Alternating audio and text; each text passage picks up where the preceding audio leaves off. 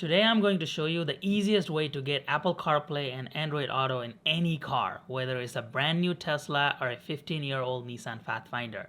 This process takes less than 10 minutes to fully complete. We have reviewed a lot of Apple CarPlay products in the past, and one of the main requests that we have had is majority of the folks today want to have some sort of Apple CarPlay and Android Auto featured in their car for convenience. And just to be clear, this device does not connect to your car, so it is not going to show any of the car's information such as speed or battery percentage or any of that information. This is a standalone entertainment unit. It comes with a lot of convenience features such as wireless Apple CarPlay, Android Auto. It also has a mirroring feature. You can read your SD card and USB drive, and it has a backup camera integrated. So please make sure you're subscribed to the channel, and let's get started with today's review. So this is what the display looks like here. It has a knob, like a traditional looking knob for your entertainment units on the cars. It has different buttons here. You can go back, mute audio, voice command, and then home. On the top right here is a power button. So right here, and then there is some audio, the voice input right here. There's some microphones here. Here is the speaker, the built-in speaker for this display, and then this is the mounting support in the back. We'll go over the mounting support here in just a second. And then towards the side is all of your inputs and outputs. So first of all, you got your mic right here. You have your SD card. You can use this for media, and then you have your cam in. This is for the rear view camera. Right here is your AV out, so you can put that for your audio out. And then here is your USB drive, and you can plug in a traditional USB drive here, and we'll do a demo here in just a second. And then this final one is a USB-C. This is for your power input. So whenever we are going to plug this in, that's where we're going to plug it in.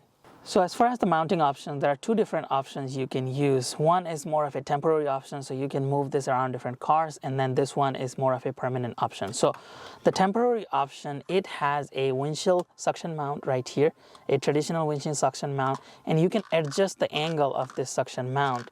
So whatever is for your needs, whatever meets your needs, you can adjust this using this. Then you can also adjust the height. So how long you want this to be out or in, you can adjust this using this knob right here.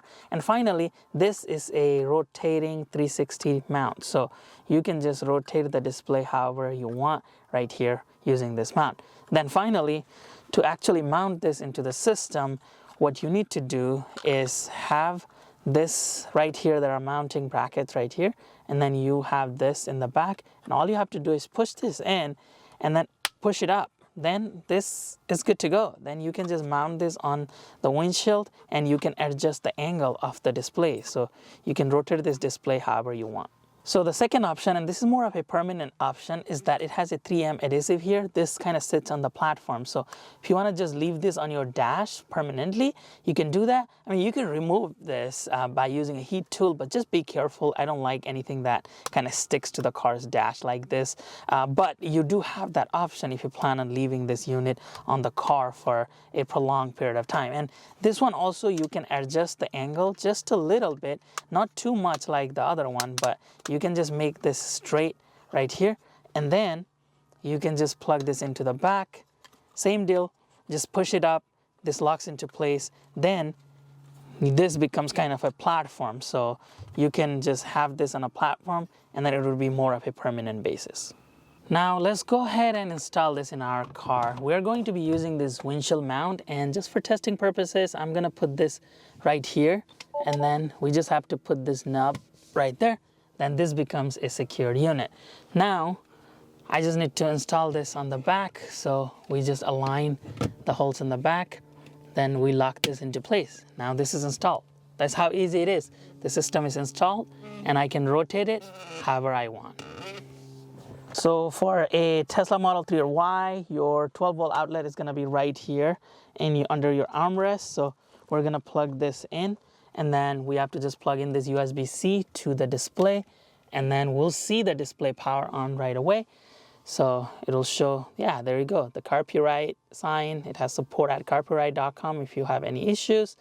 Then it just take a second. Now the display is ready to go. It is powered on, and it's showing the main menu here. So let's first start with the mirror feature, which is this AirPlay feature. So if I tag on the AirPlay, it gives me the Wi-Fi name. I'm gonna click on that and then it gives me the password. So it looks like a bunch of sixes. So 1, 2, 3, 4, 5, 6, 7, 8. So 1, 2, 3, 4, 5, 6, 7, 8. So what we're gonna do is we're going to mirror this iPhone into that screen. And to do that, we're just going to use this iPhone mirror feature. The name already appears here because we connected to the Wi-Fi for that. Now that is going to pop up just in a second. That's the mirror of my phone. So whatever I do on my phone, it's gonna be reflected right there. So first thing we're gonna do, we're gonna go to YouTube. We have loaded one of our videos. Then we stop playing. In this video, we're going to review a portable solar power station that has enough stored power for everything you need, whether it is charging your e-bike on the go or heating up food while camping. And as you can see, whatever is playing on my phone, this is a YouTube video of mine, and you can see that video already playing on this screen as well. So this is amazing that whatever I do here on the phone is being reflected there. So as you can see, even if I flip the phone, it is reflected. So everything I do here is reflected here. I can go to Google, I can search for things, and it will just display right here. So this is pretty awesome that you can mirror your iPhone and project whatever you're playing on your phone in this display at all times. Now we are going to be connecting to the Apple Carplay. So for that, we just have to go to the iPlay right here, and it gives you that Bluetooth name. So W701 dash all this number. So what we're going to do is go to the Bluetooth setting on our iPhone, click on that Bluetooth name right here, and it should ask us to pair, allow, and then it's going to ask us, do we want to use Apple CarPlay? So use CarPlay on this. Now this device, it recognized that the Bluetooth was connected, and this is just going to take a second, and here you go. Right here, it showed the CarPlay. Now we are full CarPlay right here, and we're able to see the map. We can go to the music, we can go to the call, so we can then call people right here. We can press on call and start making those calls. So everything that you normally get with the CarPlay is right here. So this is awesome that you have everything right here, and this is a full-on CarPlay menu.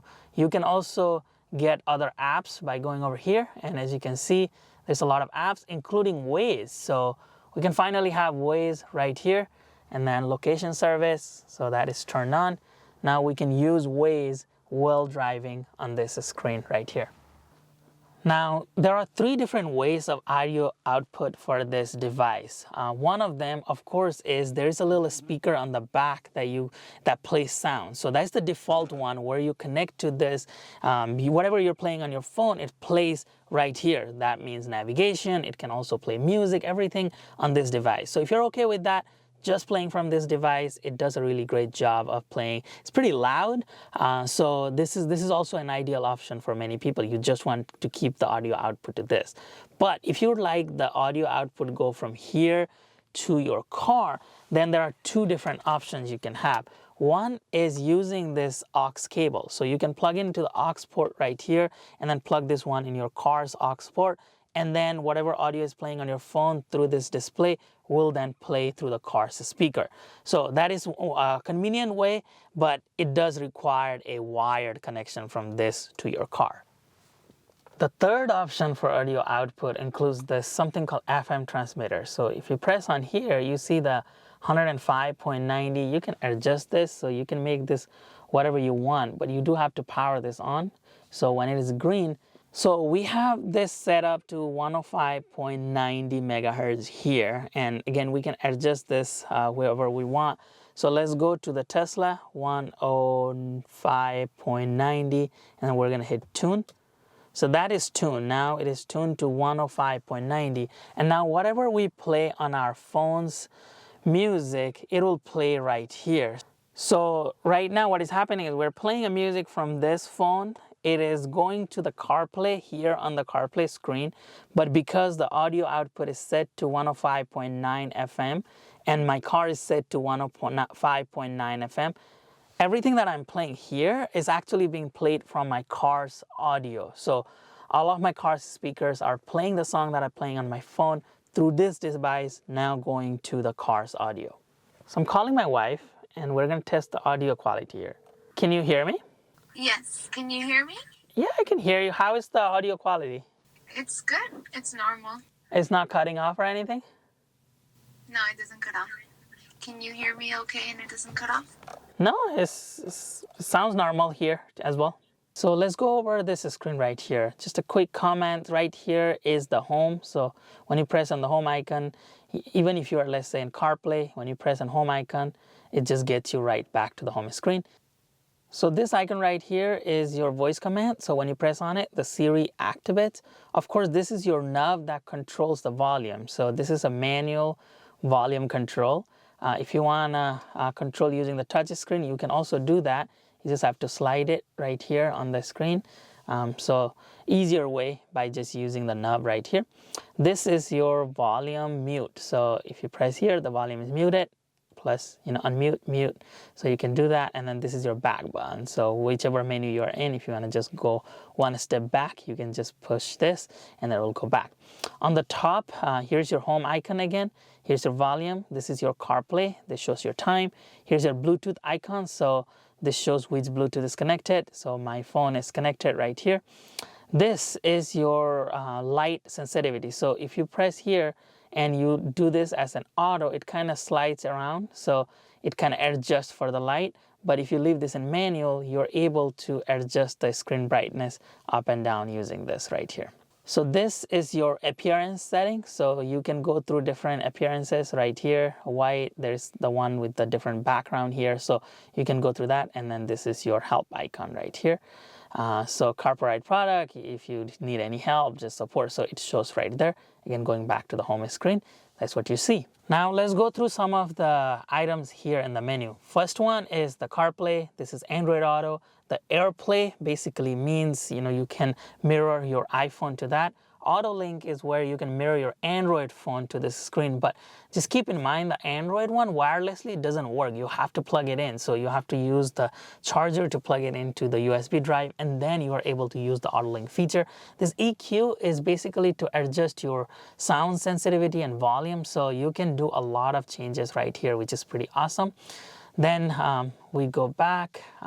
Bluetooth, of course, is the Bluetooth setting. USB, we'll get to that in just a second here, but you can plug in a USB. SD card, you can plug in an SD card. The FM transmitter is for the audio output. And then this is the settings. So you can change different settings right here directly. Android, you can change the Wi-Fi, video warning, park line. You can show a lot of this information. There's a lot of settings here. You can find all of this setting information on their product manual. Overall, I think this is a great option to easily add CarPlay and Android Auto to your vehicles. Let's just start with my likes and move on to my dislikes. I like the installation is super easy and takes less than 5 minutes to fully install the system. No complicated tools or processes required. The Apple CarPlay integration is seamless and automatically connects to your phone after the initial setup. So when you go inside your car, this screen will be ready to display CarPlay without you needing to connect to anything. Unfortunately, we are all Apple phones in this house, so I couldn't test the Android Auto feature, but there are plenty of other YouTubers who have tested the Android Auto features on this device and seem to work really well. I really like the iPhone mirror feature where I can just mirror my screen and it shows everything that I am doing on my phone. This is a great way to project pictures, show videos, watch YouTube, and so much more. You can also use a USB drive to play movies and display pictures. Just make sure you have the correct file format per the specification. And always, always please be safe. Do not watch YouTube or any other video format while driving. Let's talk about some of my dislikes. This needs a Bluetooth audio output option. The aux is great, but the radio connection output is spotty. You also have to always go in and press the radio output button every single time. I believe Carpuride is working on a dual Bluetooth channel unit to address this issue, but as it stands currently on my unit, the radio feature, I'm not a big fan of the radio feature. The bezels are pretty wide. I mean, this is smaller, narrower bezels compared to some of the other units we have reviewed in this channel, but it's still pretty wide. I hope they improve their bezel sizes in the future. Finally, it would be nice if the input and output ports were in the back of the display, so hiding the cables would be easier. Right now it's through the side, so you absolutely cannot hide all of those cables. If it was in the back, I feel like I could kind of route it through the other part of the car to hide those cables. I think this device is a great option for many people looking to easily integrate Apple CarPlay and Android Auto, especially on their older vehicles. Check out Carpuride as they sell a lot of different options for this CarPlay displays. They're also very popular in Amazon. They have different sizes, anywhere from 7 to 9 inches, along with different resolutions. I also have a very special discount code in the description of this video for you. That'll do it for today's review. Please let me know your thoughts about this display in the comment section below. If you enjoyed today's videos, please give this video a thumbs up and subscribe to the channel. Thank you for watching.